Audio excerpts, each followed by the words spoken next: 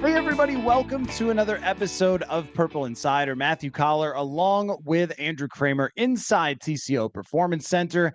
And Mr. Krammer, we have quite a National Football League contest here in Roger Goodell's famous league of football.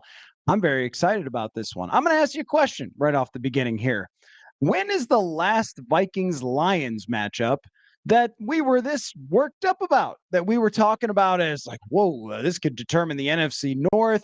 This one's going to be great. Look how these two teams match up. Their offense, your defense, football. Like, when's the last one that was this exciting? Boy, I would have to say I want to go back to 2 years ago. However, we all know how that went. Obviously, when the Lions beat the Vikings when they were 13-4 that year, we're trying to see, are they for real? All those things. They had just lost to Dallas 40-3 in November. And I believe it was that second matchup with the Lions going into, can't remember if that was at Ford Field or US Bank, but either way, that game, I guess you would have thought as a measuring stick, where do they stand? But to your point, it's been a long time since I felt like the Vikings truly matched up with a good Lions team. And part of this issue is that the Lions were so bad for so long that when the Vikings were good, it's just been so long since both of these teams were relevant.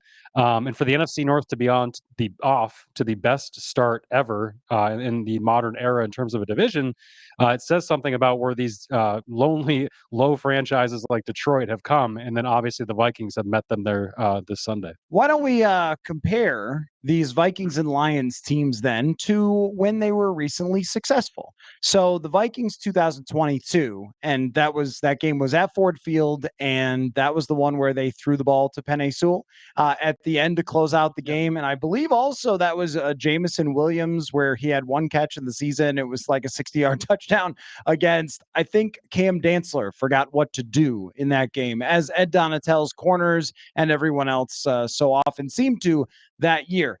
And that's where I think the big difference is in terms of this team versus the 2022 team. They earned 13 wins. No one could ever take them away. But at the same time, the conversation week in and week out that year was, is this defense going to be able to stop anybody? And can they really get away with the one score win over and over? Whereas this team is driven so much by their defense. And I think that it is apt to bring up 2017 when we look at the way this season is playing out, where it's a good offense, but it's not an elite Vikings offense right now. It's a quarterback that everyone's still saying, will quarterback continue to thing? And the defense is every bit as good as it looks, I think, based on who they've played so far. But how do you kind of compare and contrast those? Yeah, I would have to say that this Vikings defense feels more like 2017, as you said. I think this team feels like more like 2017, although that 2017 defense, I felt like had more star power. It had more guys in the prime of their career, including Harrison Smith. And Stephon Gilmore would have been around that time too. So this defense, I don't think is quite as good. I don't know if they'll end number one in the league in points and yards allowed at the very end. Certainly not yards, because that's not the way they play. But efficiency-wise, this defense is obviously amazing. They are winning games for them single-handedly against the Jets like they did. So I think this defense and the offense as well, when you look at it, it's different, though, because from 2017, that quarterback, right, Case Keenum, everybody wanted to know week to week, is it for real? That's similar to Sam Darnold. But they ran the ball a lot with Pat Shurmur. They were the seventh, if I believe, ranked rushing offense that year with McKinnon and who would it have been? Latavius Murray. How could I forget Latavius Murray? So this year, though, I don't think they're going to continue to lean on the run as much. Aaron Jones already being banged up shows you that this guy probably shouldn't have been carrying the load that they were asking him to carry right out of the gate. And so with Cam Akers coming here, I think that move was not just about Sunday and Sunday's depth, but to take some load off him moving forward. And we all know Kevin O'Connell's going to want to throw the ball a ton, and especially in this matchup. I think this is going to be a time where the Vikings probably won't run a ton. Detroit's run defense is so good. Yeah, I think this offense is obviously much more talented in the aerial game, passing game, and they have a head coach compared to 2017 who really wants to air it out. So now let's compare the Lions to their most recent success, which was last year and was kind of their only success ever. Uh, but last year's Lions had a similar offense, but I think that now it's a little bit more diverse, where I see Jamison Williams becoming a very serious part of this team when it looks when they look down the field for explosive plays. He's the guy that they've been going to, and their defense, even if Aiden Hutchinson is out, their defense is much more complete than it was last year. You've got some development from some of the younger players. Brian Branch has become a legitimate superstar in the league. They are better with Carlton Davis, who looks like he's going to play in this game after getting a little banged up last week. And their interior defensive line is now fantastic. And that just hasn't been the case really at any point that the Vikings have played them. But McNeil, Reeder, those two guys, I think if there's one big mismatch on the field, it's probably those two guys against the Vikings interior. But overall, how do you look at the team that went to the NFC Championship for the Lions last year and what they have now? Yeah, diversified on offense is kind of what I think too, because this is a situation where they don't need to lean on Jahmyr Gibbs a whole lot. And they're leaning more into David Montgomery. They don't seem to have this hesitancy of like, boy, we just took this kid in the first round. We got to make it a 50-50 split. Montgomery has earned the bulk of that workload, and he's been amazing. Just signed a contract extension for them.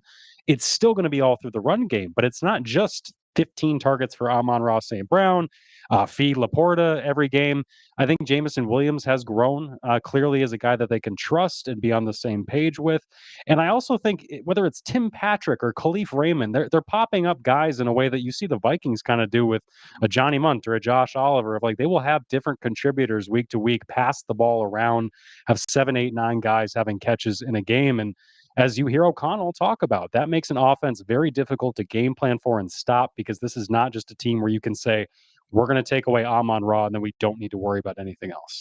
And I think the offensive line, even though it was really good last year, is actually better. Kevin Zeitler is one of the elite players at his position in the league for a very long time. Seems like he's a guy that we always bring up of like, if they only could have got him, then they wouldn't have guard problems since Steve Hutchinson was here. And it seems like guard problems have gone back quite a ways with the Vikings, but not with the Lions.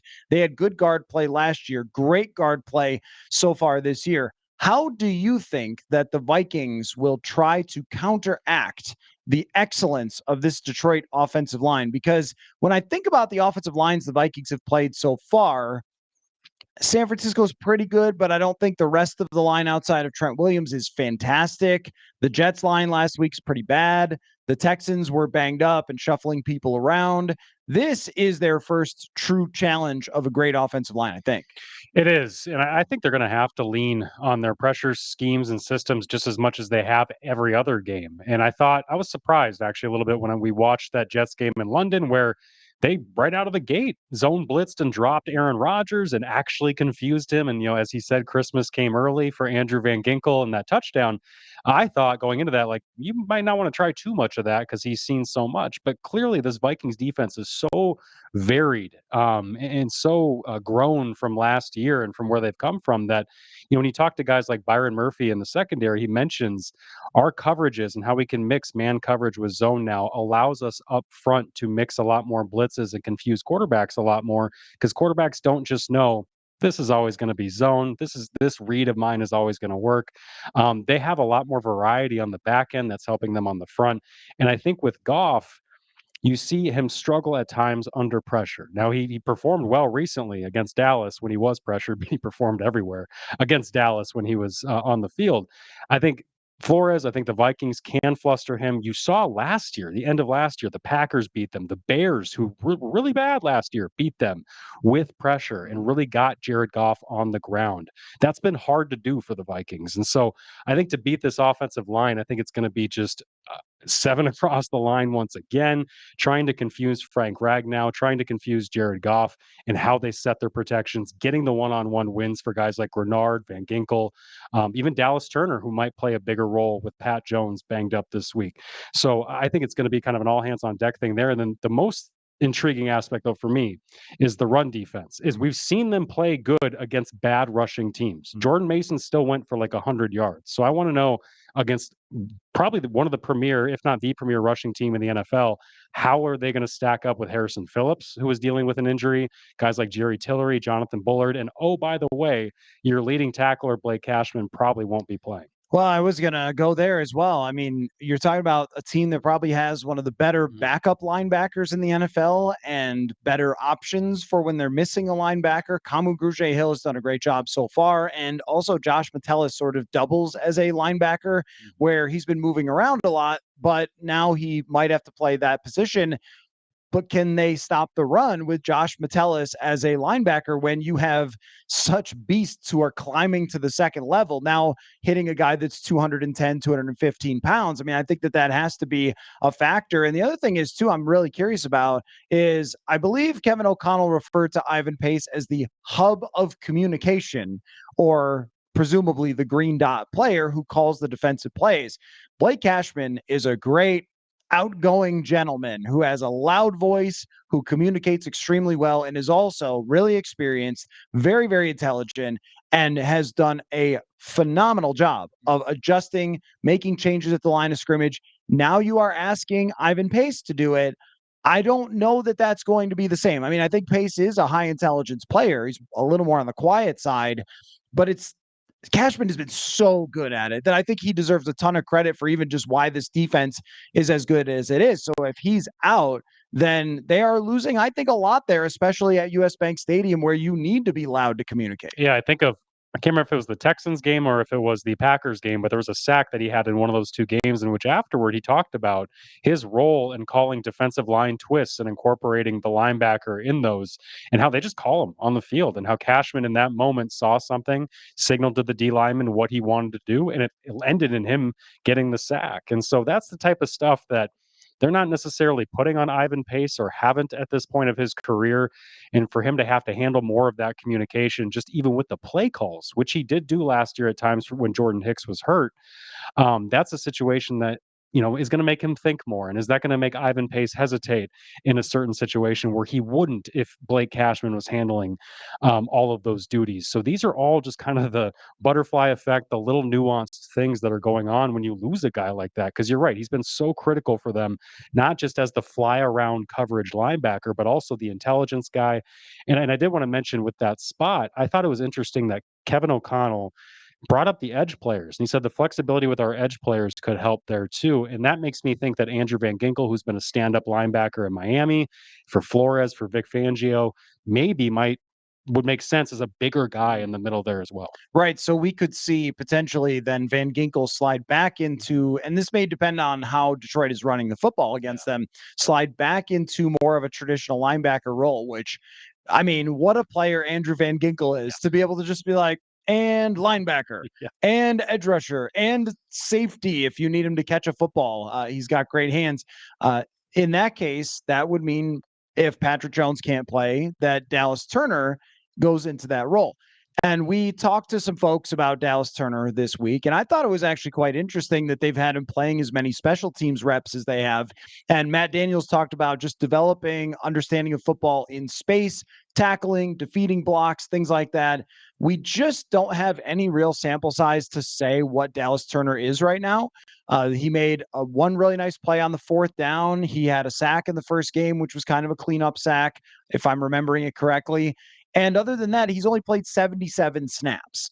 And so I'm curious if we see him play more of a full-ish workload in this game, and we start to get a feeling for where Dallas Turner actually stands in his development, because why would he get reps over Grenard and Van Ginkel so far? I mean, they've been like Pro Bowl caliber players for this team, but now there might be a cause for the first round pick to be in there. Yeah, I do think this would be a heck of a game too, to try and see, measuring stick wise where he's at. And speaking of the strength of the Lions offensive line, I do wonder how much his role will change though, because you've got Jihad Ward, you've got Patrick Jones, as you mentioned, who's banged up, but he returned to practice on Thursday of this week. I imagine it seems like he's tracking to play, if only in a limited role for them. So to your point, they've had such depth at that position that somehow Dallas Turner became your fifth edge rusher in that pecking order. I do wonder too if part of it has to do with his size. I also wonder if it has to do with the experience level of a D line that's very veteran and is doing the stuff we're talking about. Pre-snap checks, Harrison Phillips coordinating the pre-snap slides at the line of scrimmage, the stunts, the twists, the blitz schemes to know how to set things up for your teammate. I'm not saying Dallas can't handle those things. Brian Flores spoke glowingly of him when he talked to us this week about him. However, it does seem that Patrick Jones, who's ascended quickly this season, Jihad Ward, who Brian Flores seems to really like, it just seems like they got a logjam in front of Turner right now. So if they do have to lean on him more this game, though, we might learn quite a bit about where he's at because it doesn't get much tougher than this Lions offense in general. Well, let's talk about the quarterback. We have had conversations about Jared Goff for now many years, I think. And everybody who listens to the show knows where I stand on Goff. That, I mean, when you see a guy beat the Vikings over and over again and play the way that he has and execute the offense the way that he has, I think he's the perfect fit for what Detroit is doing. That doesn't mean he's perfect, though. It does. I mean, he has weaknesses that we have seen exposed through the years before. And even in the NFC Championship game where he tried to make a throw on the run on a key fourth down and wasn't able to do it, that's kind of the one weakness, is that mobility. But how do you think that he can deal with the mental challenge of this defense? Because last year he faced them when they had DJ Wanham hurt, when they had Byron Murphy hurt, and they were kind of a shell of themselves. At the same time, he was not shaken by all the things that Flores threw at him last year. How do you think that might be different and what we might see from Goff in this game? Yeah, this is not just going to be about him, but him and Ben Johnson and how they're able to scheme this up. Because I think what makes it so difficult when the Vikings face teams like the Lions or the Packers is that they are offenses that have been in place for multiple years. They come from similar roots or trees in terms of what they want to do in terms of styles, very smash mouth, downhill run games, play action passing, very efficient, typically passing games, and it can be very downhill too. All of those things said, those offenses can do a little bit of everything. It's not like just this one trick pony kind of stuff. And so I think this is going to be very interesting to see if Ben Johnson can at all get an edge on Brian Flores and keep him guessing in any way, shape, or form. And Brian Flores said this week, I like to fight fire with fire when it comes to the aggressiveness that you see from this Lions offense, just in the play calling. They were up 25 in that game against Dallas, and they do the hook and ladder with Penei Sewell. It's just incredibly insane what they're doing there. But it goes to show you that in any kind of moment, and you see it from Ben Johnson and his play calling, they will take those chances, whether it's just a 4th and short or a 4th and 5 or a trick play. They're going to pull things out. And so I think Flores is going to try and force the issue. You mentioned Goff's mobility. I think that is going to be the thing that they try to take advantage of. And the thing that, frankly, whether it was Flores in New England under Bill Belichick calling plays in the Super Bowl in 2018 against Goff, or 2020 when Flores was the head coach, ruining Kevin O'Connell's offense in the Rams with Jared Goff, he knows how to beat him. And I don't look back at last year's 2 losses at the end of last season as too much of an indictment of Flores and this Vikings defense against them, because it was with basically nobody. It was with Caleb Evans at corner still starting. It was with Mekhi Blackman. I can't remember who else was out there for them at the time, but it was very young, inexperienced guys at the end of a season that they were not playing very well in. And they had no pass rush last season. It was just Danielle Hunter at that point, or pretty much the whole year. So I think this Vikings team is going to be much better set to make life a lot harder for Jared Goff. And it was interesting to look at their schedule, Detroit's, and see that I don't know if they've played really anybody defensively quite yet. I don't know if they've been tested or pushed yet. So this is, because of that, it's going to be a fascinating matchup. I was asking Sam Darnold about play action yesterday and just kind of getting his thoughts. And he actually said that he felt that you could run the ball better if you were using play action, because we always think about the other way around, like, oh, well, if you're running well, then you can do the play action stuff. And there's some truth and some myth to that. But I didn't think of the other way around, which I think is a really good point, that if you are hitting on passes down the field, then the defense can't just rush your running back and react. They have to pay attention to what you're doing there. And that could be really important in this game for the Vikings defense against that offense, because Goff averages 12.8 yards per pass attempt on play action, which is number one in the NFL. Sam Darnold not far behind, by the way. He's fifth in the NFL in yards per attempt with play action. But I think it just shows you, every coach says, well, we want to marry the run and the pass. And you're like, well, of course you do. You want to win the Super Bowl too and have a great culture and all the things everybody talks about, but they actually do it. I mean, they do it at such a great level. Yeah. And that's where I think everything builds off of the running backs in this game, where it's not just the play action, but it's the screen game. They throw to those guys out of the backfield. They have a quick passing game. When we haven't seen anyone try this year, really. But last year, the one thing that beat Flores' defense consistently was quick passing game. When Keenan Allen had 18 catches or whatever, and Amon-Ra St. Brown's a major factor here. He only averages 9 yards a catch, but he's got a bunch of receptions. So I wonder if we see kind of a real mix of, you want to almost say, like, video gamers would call it like the cheese, like the easy stuff, the stuff that is so hard to stop, the play actions, the screens, the short passes. So Flores can't get in a rhythm of dialing up pressure after pressure. Yeah, it'll be interesting to see how they do that, because I think this Vikings defense sets it up where they put such a shell, as that phrase, but they put an umbrella. They lead the league in too high. According to ESPN, it's 70% of too high coverages that they run through 5 weeks. They consistently want to force you to play under and do those quick passes. And I think it's worked so well so far, because the Vikings are one of the best tackling teams, in the NFL. And it's gotten better week after week. They had just 4 misses in this last game against the Jets. And they're tackling very, very well. And when you got a veteran secondary who's always in the right spots, seems to know what's coming before it does, that helps. And so the quick passing game stuff, I think Flores wants to live in that area. I think he wants offenses to try that, because the Vikings are generally so good at sniffing that stuff out. And please throw a screen to Andrew Van Ginkel's way. Please do that if you're the Vikings. That's what they want.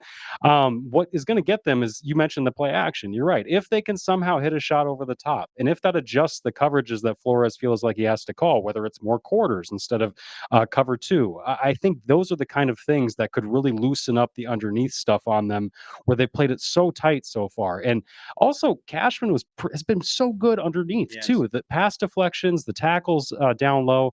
That's another spot where whoever it is, if it's Metellus, Camus, Grugier Hill, they're going to need somebody to step in there and not miss those tackles and not be a beat late on those kinds of plays. And so if they can limit the big plays, if they can certainly limit the Lions from getting off to a fast start like they have every other opponent, it's just going to set them up for success later on in the game, because I think this Vikings team loves to get you in a spot where you feel like you need to get the ball out quick. But we've yet to see a team truly shoot it over their heads right out of the gate. Oh, there's another part of this too, which is that the Vikings have played every single minute except for 3 ahead in games. And I want to see how it's played when they're not winning. And you can't feel like you could be aggressive all the time. I mean, Flores maybe anyway, but I think the game is a little bit different when you get a pick right off the top, or a fumble right off the top, and then you score a touchdown, and then you're just up immediately. And the other team feels like they're drowning right away, and they have nothing that can save them. But with the if they could get ahead, Detroit, then it might be a different story with the way that they play. So on the other side of things, I am curious to know about how you feel about the Sam Darnold. I'm not even going to call it a debate. I don't know if it is a debate yet. Hasn't reached debate status, but you have to say, when you talk about Sam Darnold being 5-0, is he going to continue doing this? Like, I don't see any other way you can talk about Sam Darnold when he has the history that he has. We know Jared Goff will continue playing good quarterback because he has his entire career. With Sam Darnold, he does not have the sample size in the past. So are the Vikings reasonably questioned as an offense because their quarterback has outperformed previous expectation? Or is it not fair because he has never had anything like this around him? I think it's fair because of the first part you said, where we haven't seen him win a certain way. We haven't. We have not seen him bring this team back. We haven't even seen him really win a game in a second half too much. I mean, I guess that game against the Jets was fairly close, and obviously they held on for dear life against the Packers, but that wasn't because of the offense. They were outscored 29-3 the rest of that game. And this offense only scored 16 points against the Jets. And the head coach was mentioning there are opportunities in the passing game. We are not hitting them. So no, I think it's fair. I think this is just a good team. And Sam Darnold talked about this, and we've talked about this in 2022 in Carolina. He's like, that's when I learned I didn't need to be great to win. That's when I learned that, I could, he didn't say this, but you can look at the box score. He can complete 7 of 14 or whatever it was and win a game. He can also play great and consistently lose like he has at times throughout his career on bad teams. This is a good team where he is not required to win or play individually that well week to week to win. So can Sam Darnold play winning football every week? Yeah, if the other 21 guys on either side of the football around him are playing winning football, he absolutely can on this team. But is he going to win playoff games? Is he going to win big games like Sunday? Those are questions that are different.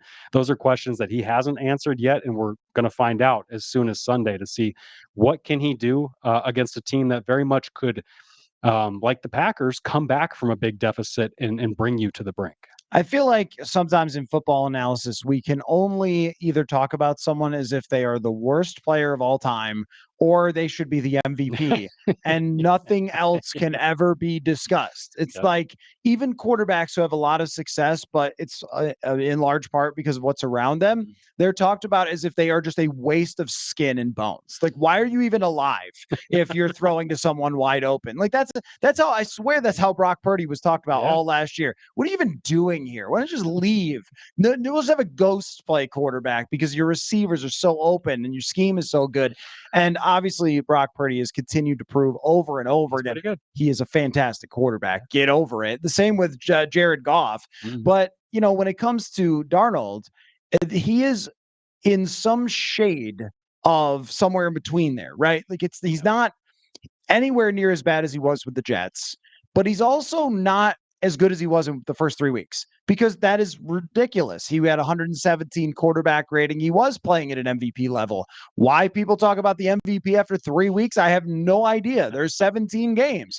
But, feel free to continue, I guess. But I think what we've seen is that the truth is definitely in the middle with Sam Darnold, where there are moments in the Green Bay game, there are moments in the game against the Jets where you go, Sam, you can't take that sack. Sam, you have to make the right read and throw the ball there, get the ball out. You can't hang on to it. We saw in Green Bay, you can't scramble to your left and desperately try to make a wild throw into coverage that almost gets picked off. And you have to identify a blitz. But I don't know that he's always going to do these things, right? Like, I don't know if he's just going to clear up the trigger in his brain that says go do something crazy with your arm. I also don't know if he's ever going to have an X-ray vision, Peyton Manning style look at the defense and anticipate and understand where every defender is going to be.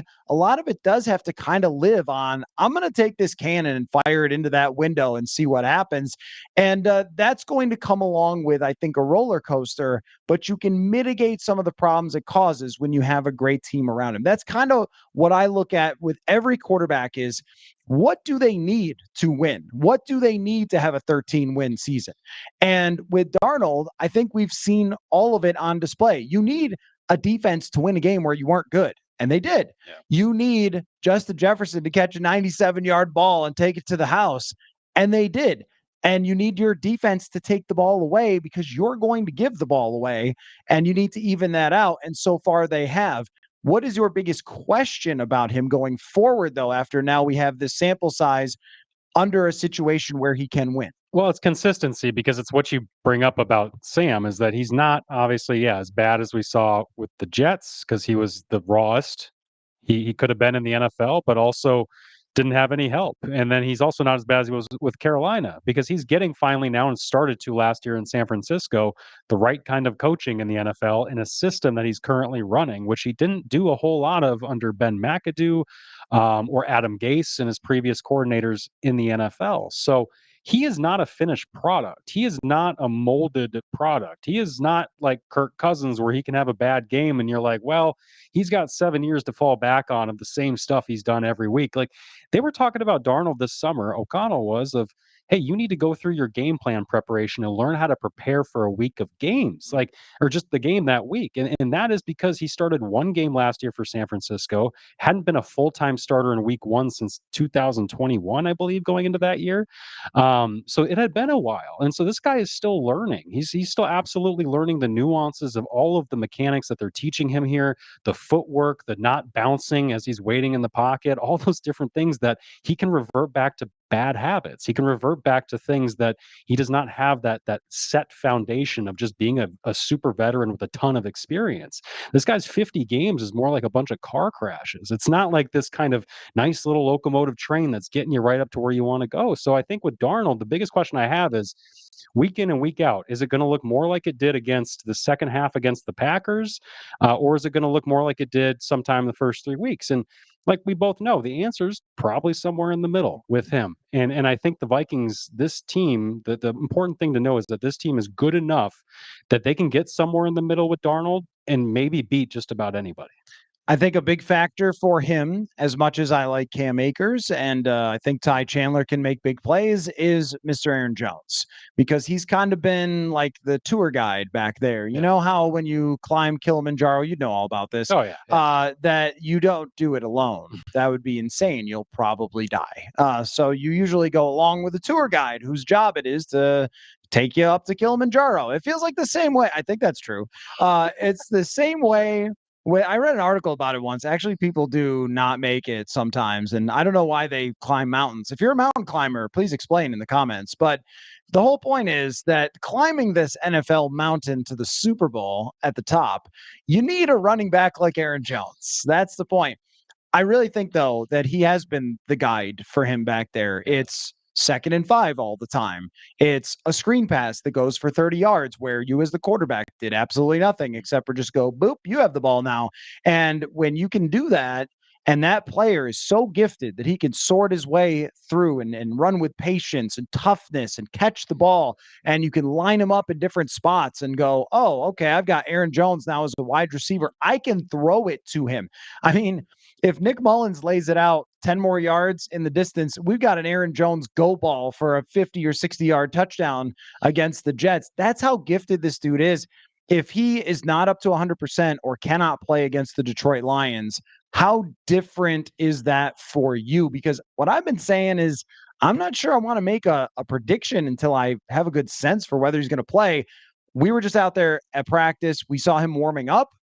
That makes it possible that he could play, but we don't really know. So give me the if he does and if he doesn't difference for you. Yeah, if he does play, it's exactly what you said. It's Sam Darnold's got the guy he can lean on. They've got not even that. Kevin O'Connell, too, in his play calling, has the guy he can lean on early downs to know how am I going to get into a good down and distance for my quarterback. And without him, I've gone back and forth on how impactful this will be. The Lions are a very good run defense.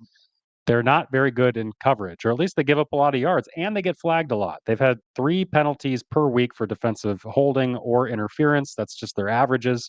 They're very grabby. It's the same way they were the year before. Aaron Glenn coaches this way. It's why they get Carlton Davis in free agency because the Bucks played the same way with him. I remember one of Jefferson's early games in his career. Carlton Davis threw him around in a game at Tampa Bay. So they're going to try and do the same thing here, and the Vikings are going to lean into that.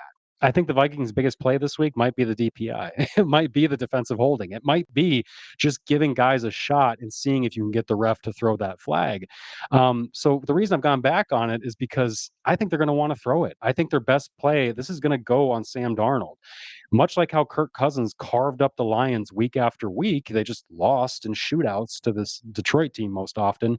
They can throw on them, and they've got a ton of weapons. I think this could be a big Jordan Addison game.